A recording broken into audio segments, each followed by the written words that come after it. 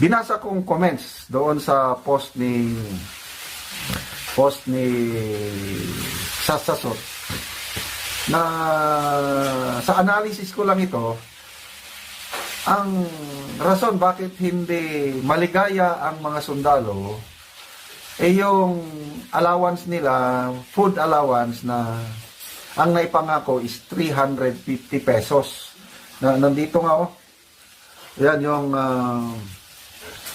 courtesy call ng 17 generals kay Speaker Martin Romualdez. Ang nakasulat dyan sa baba, yung white letter, basahin ko.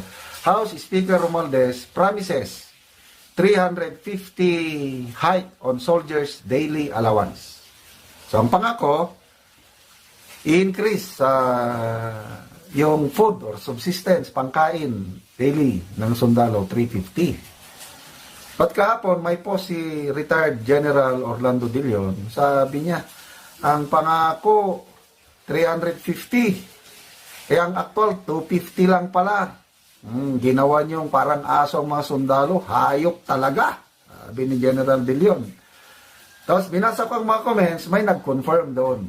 Sabi niya, legitimate ito. Sabi, asawa ako ng sundalo. Ang talagang matatanggap lang ng mga sundalo is 250 per day, hindi 350 as promised. So, baka ito yung hindi natuloy na promise na 350 pesos daily food allowance ang dahilan bakit hindi sila happy. Okay.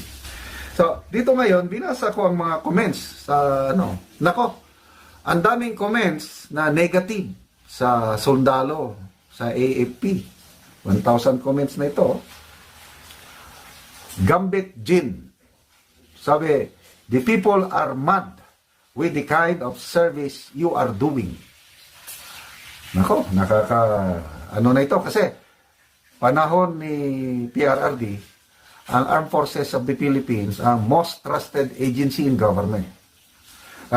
Even today, yung first 2 years ng administrasyong ito, ganun pa rin. Nasa mataas, mga pinakamataas na most trusted is AFP at saka TESDA.